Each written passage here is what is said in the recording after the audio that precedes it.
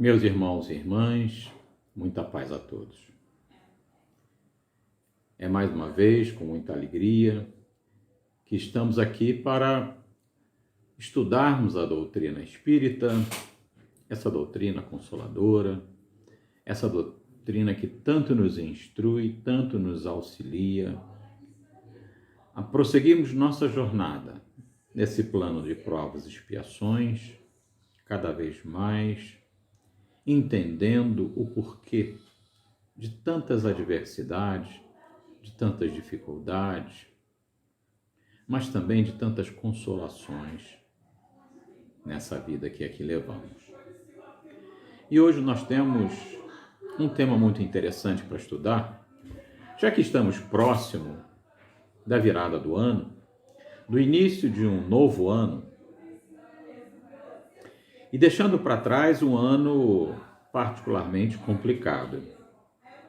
Não só pelas situações naturais que nos acontecem, mas essa pandemia que nos assola a todos, que nos incomoda e que para muitos traz momentos de extrema dificuldade.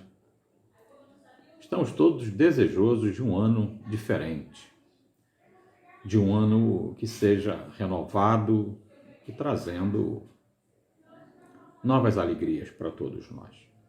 Por isso, vamos trabalhar hoje esse tema, Ano Novo, Velhos Costumes. E aí a gente começa a nossa reflexão trazendo uma frase de Albert Einstein, em que ele disse: insanidade é continuar fazendo a mesma coisa e esperar resultados diferentes. Vou repetir. Insanidade é continuar fazendo a mesma coisa e esperar resultados diferentes. E é exatamente por essa reflexão que a gente começa a olhar esse ano novo. Ou seria um novo ano? Ou seja, um ano novo é o ano que vai vir com um calendário novo e com todas as novidades naturais para essa nova jornada. Mas será verdadeiramente um novo ano, um ano renovado? E isso, como a frase que acabamos de dizer, requer uma mudança de hábitos. A gente não pode querer que aconteçam situações diferentes se nós agirmos da mesma maneira. E mudança, ela exige esforço. Não mudar é sinal de fracasso. E quando eu falo isso, eu sempre me lembro, como exemplo, as competições de Fórmula 1. Competições essas que exigem que as equipes, que os pilotos se renovem a cada ano. Para eles, não mudar é sinal de fracasso.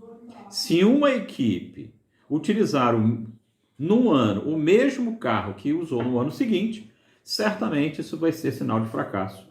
Por quê? Porque as equipes evoluem, ou seja, o design dos carros evolui, a aerodinâmica evolui, os pneus evoluem, os motores evoluem, o próprio piloto evolui à medida que ele se aperfeiçoa fisicamente, já que uma corrida de Fórmula 1 exige um desgaste físico muito grande.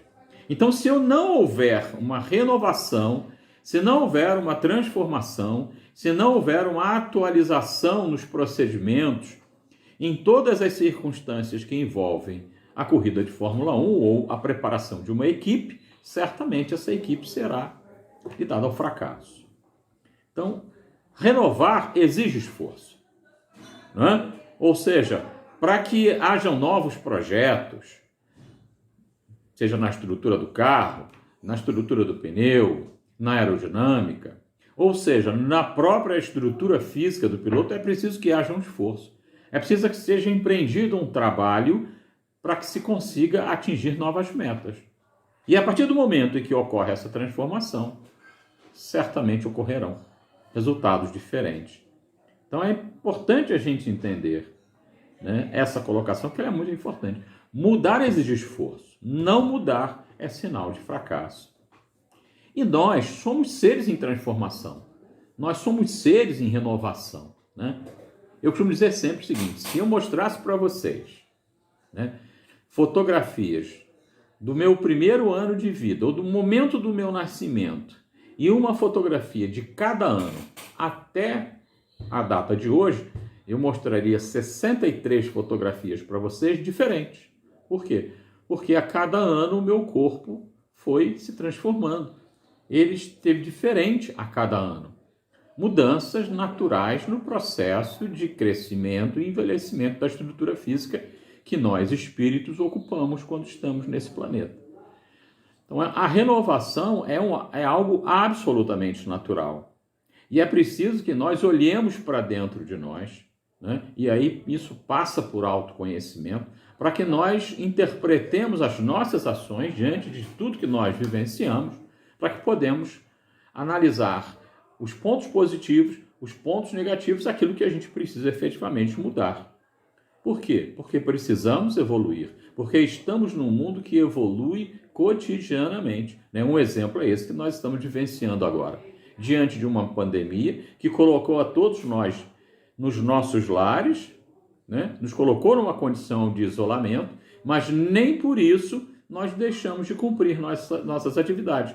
Atividades em home office, para muitas empresas, atividades no ensino à distância, nas escolas, e atividade nas palestras, nos estudos e até nas reuniões, no caso das instituições espíritas, para que nós não paremos as nossas ações. Vamos continuar? Sim, porque estamos usando uma nova tecnologia. Uma tecnologia que não é nem tão nova assim, mas para muitos de nós ela estava inacessível. Ela já existia, mas nós não fazíamos uso. À medida que nós precisamos, à medida que a necessidade nos impõe, e a necessidade é uma grande alavanca nesse processo de transformação, haja visto que grandes mudanças se fizeram necessárias ao longo da história da humanidade, e grandes transformações aconteceram quando? Quando aconteceram grandes conflitos. As grandes guerras foram determinantes de grandes transformações. Por quê? Porque havia a necessidade. Ou o homem mudava, ou ele perdia a guerra, ou ele criava novas armas, novas estratégias, novas formas de lidar num campo de batalha com o seu adversário, ou ele perdia batalhas. Então as guerras sempre foram determinantes de grandes inovações, principalmente inovações tecnológicas. E aí a transformação vai acontecendo, a evolução vai acontecendo. Ainda que aconteça, né, de uma forma tão negativa numa guerra, mas a energia atômica, por exemplo, que foi utilizada na Segunda Guerra Mundial para lançar 2 bombas atômicas no Japão, matando mais de 200 mil pessoas, ela atualmente é usada para salvar vidas, né? A energia atômica é utilizada, por exemplo, no tratamento do câncer, né? E em várias outras situações onde ela salva vidas. Então, as inovações, as criações, o desenvolvimento de novas tecnologias, ela é criada a princípio, né, em momentos de dificuldades, de guerras, mas certamente, com o tempo, ela vai sendo usada para causas mais positivas, né, em prol do benefício da humanidade. É uma coisa interessante, né? Porque quando esse processo de transformação ocorre, quando nós olhamos para dentro de nós e percebemos que nós precisamos mudar, nós estamos, nesse momento, sendo os construtores da nossa própria obra.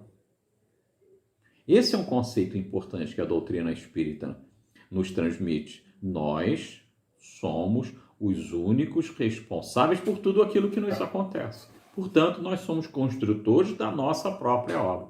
E somos nós, né? Então, é importante ter essa consciência, né? Como Jesus nos disse, né? A cada um segundo suas obras.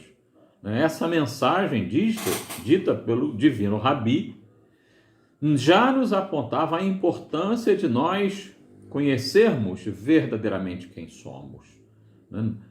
O que fazemos de bom, o que fazemos de ruim e o que precisamos trabalhar no nosso comportamento para que sejamos verdadeiramente homens e mulheres de bem.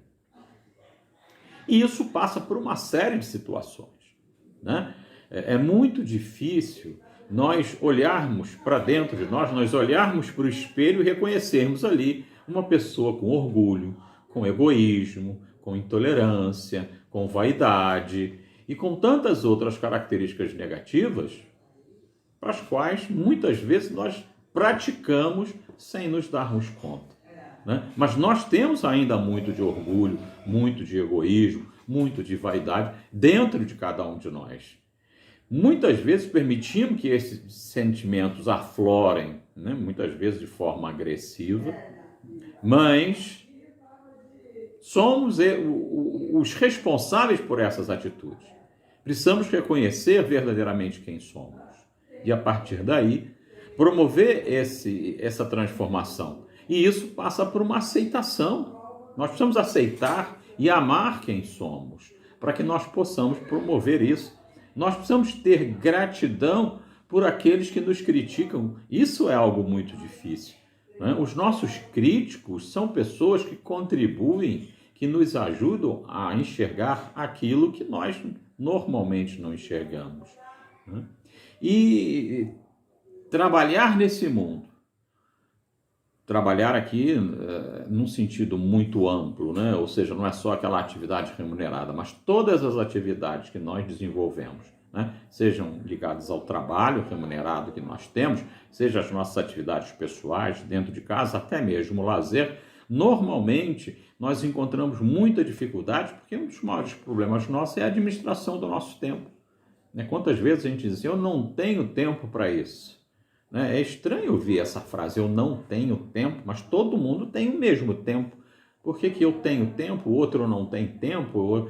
Isso passa pela capacidade que nós precisamos de ter de administrar o nosso tempo, de administrar as nossas atividades, de identificar aquilo que realmente é prioridade.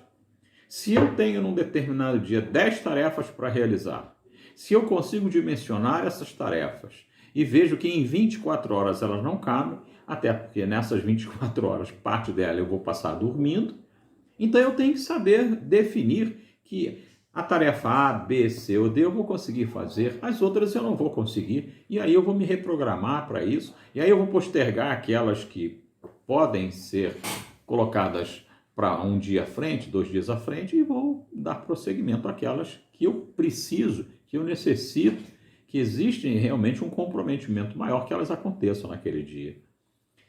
E essa administração passa por uma série de situações também. Nós precisamos aprender a ouvir. Nós temos uma dificuldade muito grande para ouvir as outras pessoas, né? Ouvir, refletir, né? Emmanuel uma vez disse para Chico, se te elogiarem, não ligue. Se te criticarem, despreze. Ou seja, a gente precisa receber aquilo que vem de encontro de uma forma positiva, né? Quando Emmanuel diz isso para Chico, ele não está querendo dizer, na verdade, que ele deva não ligar para tudo que acontece, mas é não dar o ouvido da preocupação, mas o ouvido da reflexão, para que a gente possa entender o que está acontecendo à nossa volta, para que nós possamos agir de uma forma correta, concreta, efetiva e realmente eficiente para lidar com as adversidades, com as dificuldades. Imagina se os pesquisadores trabalhassem de forma desesperada na construção da vacina para o Covid-19, que é esse grande mal que nos assola nesse momento. Existe todo um trabalho que ele é ágil, mas ele não é um trabalho desesperado. Ele não é um trabalho feito às pressas, sem coordenação. E a doutrina espírita nos coloca, através dos ensinamentos de Jesus, a prática do amor, do perdão e da caridade, que nós precisamos colocar em prática nas nossas ações diárias, nas diversas situações. Para quê? Para que possamos dar prosseguimento ao nosso processo de evolução espiritual. A nossa passagem por esse plano físico É uma passagem que tem como prioridade a nossa evolução. Tanto a nossa evolução intelectual, quanto a nossa evolução moral. A nossa evolução intelectual normalmente é entendida de uma forma muito clara, mas a nossa evolução moral nem sempre tem a atenção que deveria ter.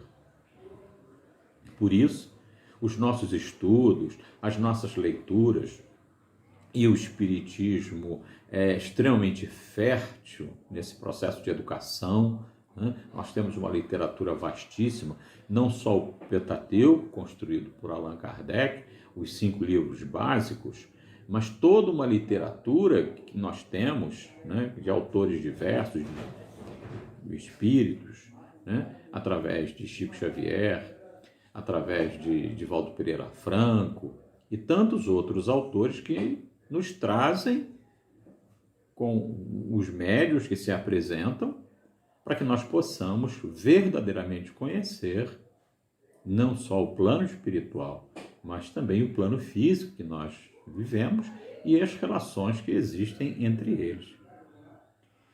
E aí eu lembro mais uma frase de Albert Einstein, para concluir a nossa reflexão nesse primeiro momento, em que ele diz: existe uma força mais poderosa que a eletricidade, o vapor e a energia atômica. É a vontade. Vou repetir. Existe uma força mais poderosa que a eletricidade, que o vapor e a energia atômica. A vontade. E é exatamente essa vontade que precisa ser plenamente compreendida, entendida e praticada, para que nós possamos promover essa transformação tão desejada, para que nós passemos para o ano novo e ele seja verdadeiramente um novo ano, um ano de transformações, um ano de situações melhores, criadas a partir das nossas ações, dos nossos procedimentos diante de nós mesmos e diante do próximo. E aí a gente passa por uma situação que é o desejo de todos nós, que é a felicidade. Todos nós queremos ser felizes. O problema é o que é felicidade para cada um de nós. Felicidade para o doente é a saúde. Felicidade para o desempregado é um novo emprego. E cada um de nós vai olhar a felicidade de uma forma diferente, de acordo com as suas intenções, com as suas necessidades, com os seus interesses. Por isso, nós precisamos olhar pelo olhar do Cristo, pelo olhar de Jesus. E quando ele nos diz amar ao próximo como a nós mesmos e a Deus sobre todas as coisas, ele está nos dando o caminho dessa felicidade, desse processo de transformação e renovação que todos nós devemos ter. E aí eu começo a nossa última etapa com uma reflexão muito interessante que está no livro Sendas Luminosas, psicografia de Divaldo Franco, ditado pelo espírito Joana de Ângeles, e que ela intitula O Mundo e Jesus. E esse texto vai nos levar a refletir que situações são essas, né? Por que essa dualidade, o mundo e Jesus? E é uma reflexão interessante para que nós possamos promover essa transformação tão desejada por todos nós. E ela começa dizendo assim: na atual conjuntura humana, a opção por Jesus constitui um desafio de grande porte. Optar por Jesus é um desafio de grande porte? Por que será? Não é tão, mas optar por Jesus não é dizer: Jesus, eu aceito e pronto, e tudo se realiza? Será que é só isso? O mundo e Jesus são duas as opções diante do ser humano. O primeiro agrada, é devorador, envolve e passa rápido. A sua existência é irreal, embora necessária para o desenvolvimento e a evolução do espírito. Que colocação tão interessante, né? O mundo e Jesus. O primeiro, o mundo, agrada. Claro, né? Viver no mundo tem momentos que nos agrada, e principalmente aquelas pessoas que são extremamente ligadas à matéria, à materialidade das coisas, né? E aí ela coloca uma situação que eu acho sensacional, quando ela diz: é devorador. Por que esse mundo é devorador? E aí eu sinto o exemplo que a gente está vivendo no dia de hoje, né? Dia de Natal, dia 25 de dezembro, que nós tivemos há pouco. O que mais lembra o dia 25 de dezembro, Natal? Para a grande maioria das pessoas, Papai Noel, presente, árvore de Natal e rabanada. Quando a gente pergunta à maioria das pessoas, aquilo que de imediato ocorre são os itens materiais ligados a uma data que, na verdade, tem um aniversariante. A data é do aniversariante. E não desse sentido material que enche shoppings para comprar presentes, que enche as ruas de gente, mesmo quando estamos no meio de uma pandemia. Por isso, Joana nos diz, o mundo é devorador. Ele nos devora à medida que ele nos envolve, à medida que ele nos mostra situações que são fáceis, que são prazerosas, mas que são absolutamente fúteis. E ela ainda diz mais, envolve e passa rápido. E como passar rápido? Né? Nós que já temos uma certa idade, quando olhamos para trás, caramba, mas há pouco tempo eu estava jogando bola na rua, ou eu estava brincando de boneco, ou eu estava na escola, e hoje eu já estou quase me aposentando ou aposentado. Já passei por uma vida de 50, 60, 70 anos e parece que foi um flash. E realmente é, né? Para nós que somos espíritos infinitos, né? Passar por uma vida de 50, 80, 100 anos é, na verdade, um tempo muito pequeno.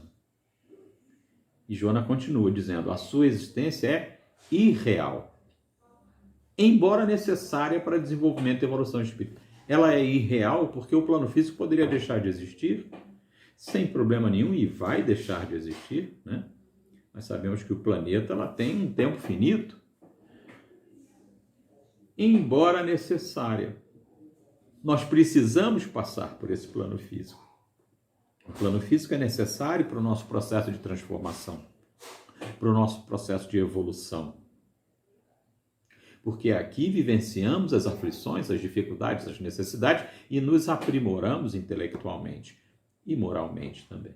Por isso ela é necessária para o desenvolvimento e a evolução do espírito. E aí ela vai falar da segunda, né? Jesus.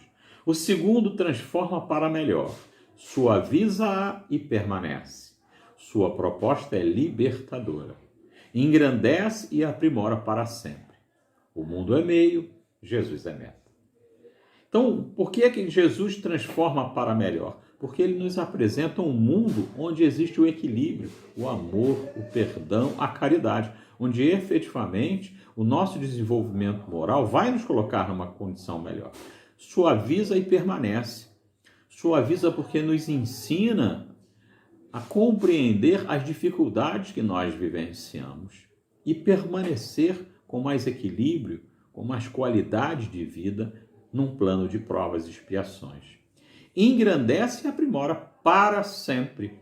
E aqui o para sempre tem um sentido efetivo de continuidade, né? Após a morte do corpo físico, o espírito permanece e dá continuidade ao processo de evolução.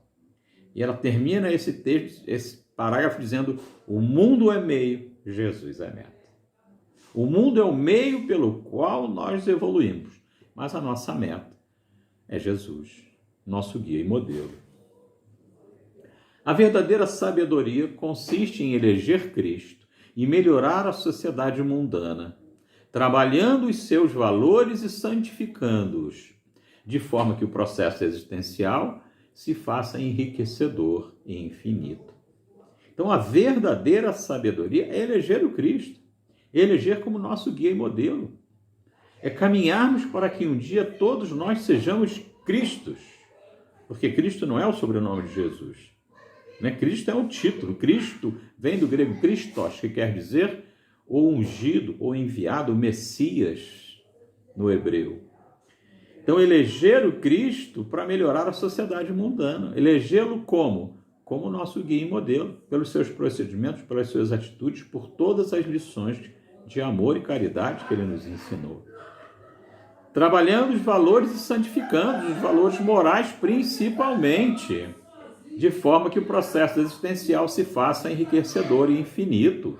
É aí que nós vamos dar continuidade efetivamente ao nosso processo existencial. As determinantes do mundo são a ilusão, o corpo, o ego, exatamente, né? O mundo é material e materialista. O homem olha muito para dentro de si, né? O corpo, né? As academias de ginástica proliferam, cada esquina tem uma. Por quê? Porque cada vez mais olha-se aquele corpo bem definido, aquele corpo musculoso. O corpo é o símbolo do bem viver numa visão materialista. Né? E as pessoas olham para dentro de si não para buscar o conhecimento, mas para fortalecer o seu ego. As de Jesus são a realidade, o ser profundo, a vida em plenitude. Né? Ou seja, a realidade, porque a realidade é o mundo espiritual. E é isso que Jesus nos propõe. O ser profundo, o ser que olha para si como um espírito eterno em condições de promover a cada dia a sua elevação espiritual e viver cada vez melhor em busca da verdadeira felicidade. Ninguém chegará a Cristo, não é ao Cristo, ninguém chegará a ser Cristo sem a travessia pelo mundo. Assim como não sairá do dédalo das humanas paixões, do labirinto das humanas paixões, sem aspiração e atração dele. Ele é o nosso modelo guia, portanto, é ele que nos ensina. E quando ele diz, eu sou o caminho, a verdade e a vida, ninguém chegará ao Pai senão por mim. Ele está nos dando a dica, né? Nos dando a informação necessária para que nós entendamos que tudo aquilo que ele nos ensinou são os verdadeiros procedimentos para que nós demos continuidade à nossa jornada evolutiva. E aí Joana conclui dizendo, utilizar-se dos recursos do século para amar e servir, lapidando as arestas e sublimando os sentimentos, eis como viver no mundo sem lhe pertencer. Então nós utilizamos os recursos do mundo como nós estamos utilizando agora a mídia, para que possamos dar continuidade aos nossos estudos, mas com o objetivo de divulgar a doutrina, de amar e de servir, lapidando arestas e sublimando sentimentos, ou seja, olhando para dentro de nós os nossos equívocos, transformando-nos para um mundo melhor, para um novo ano, e sublimando os sentimentos. E esse foi um ano onde particularmente tivemos muitas dificuldades. E o mundo nos apresentou, né? Se olharmos o aspecto do racismo, né? Mortes que ocorreram, como aquela nos Estados Unidos, nos faz refletir muito sobre a questão dos sentimentos que nós precisamos ter em relação ao próximo. E aí ele diz, eis como viver no mundo sem lhe pertencer. Nós estamos nesse mundo de passagem, não pertencemos a ele. Por isso, se nós queremos um mundo melhor, se nós queremos passar para o ano novo, tendo um novo ano, tendo um mundo diferente, tendo um mundo de mais equilíbrio, de mais amor, de mais perdão, precisamos refletir em toda a mensagem do Cristo. Precisamos efetivamente olhar para dentro de nós, nos reconhecermos como espíritos ainda em estágio evolutivo muito ruim, onde os nossos aspectos morais precisam ser transformados, assim como também os aspectos intelectuais, para que consigamos um dia sair dessa vida melhor do que aqui chegamos. Que possamos todos ter um ano de muita paz, que possamos reverter toda essa pandemia, para que possamos retornar aos nossos encontros presenciais e aquela troca de carinho, efetivamente, que nos caracteriza como seres de sentimentos. Por isso, que esse ano de 2021 venha com muita paz e muita saúde para todos. Que Deus abençoe a todos. Que tenham todos um ano de muita felicidade.